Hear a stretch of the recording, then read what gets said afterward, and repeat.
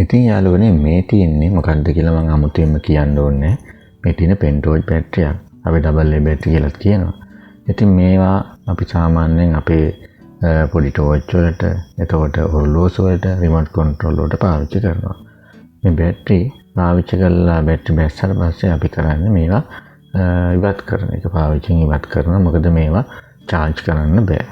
charge කරන්න එපා කියලා මේකේ සඳහන් කරලා තියෙනවා. ඉතින් ඒ වුණාට ඇත්තටම දැන් මේක මේ බැහැපු බැටරියක් මම දාලා පෙන්නන්නම් මේක ඔරලෝසුවට. ඔයාලට පේනවා ඔරලෝසුව වැඩ කරන්නේ නැහැ. ඉතින් ඇත්තටම අපි හුඟ දෙනෙක් මේ වගේ බැටරි බැස්සට පස්සේ විසික් කරනවා.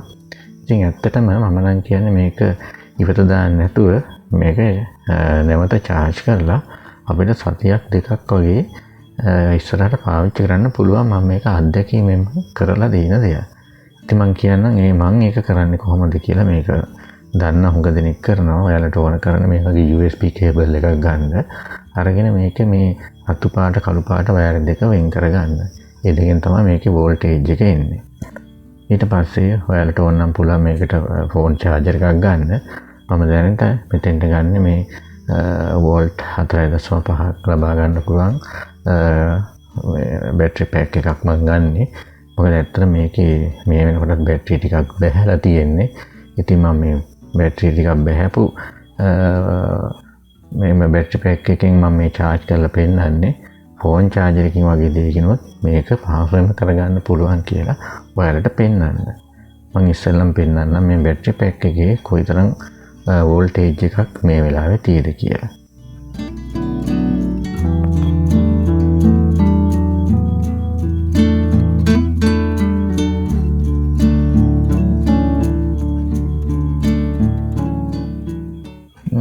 වෝල්ටේජ් එක පෙන්නන්නේ මේක ස්විච් එක දාලා නැහැ. ඉන්න ස්විච් එක දාලා දැන් බලමු.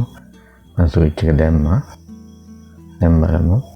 මේක පෙන්නනවා වෝල්ට් 3.5ක් වගේ ප්‍රමාණයක්. සාමාන්‍යයෙන් 4.5ක් විතර පෙන්වන්න ඕනේ. මේකේ ඉතින් ඇත්තටම වෝල්ටේජ් එක අඩුයි. ඒත් දැන් මම මේකෙන් මේ පෙන්ටෝජ් බැටරිය මම දැන් charge කරලා පෙන්නන්නම්. මේක අමුතුවෙන් විශේෂයෙන් කරන්න දේවල් නැහැ.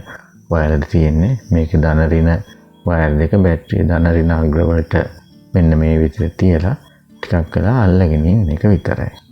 අපි ටිකක් වෙලා මේක මේ විදිහට අල්ලගෙන ඉමු. විනාඩියක් දෙකක් තුනක් වගේ වුණත් ප්‍රශ්නයක් නැහැ.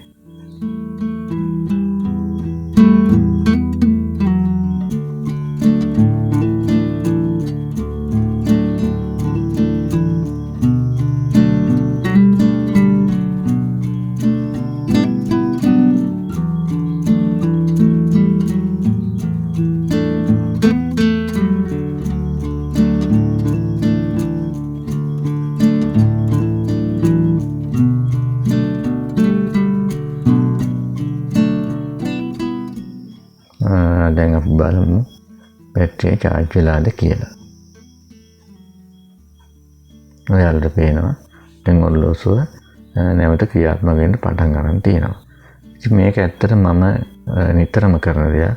මේ විදිහට බැටරියක් බැහැපුවාම අපිට මේ වගේ charge කරගත්තොත් සතියක් දෙකක් විතර වගේ තව ඉස්සරහට මේක ක්‍රියාත්මක කරගන්න, ඒ කියන්නේ බැටරියෙන් වැඩක් ගන්න පුළුවන් විදිහට හදා ගන්න පුළුවන්.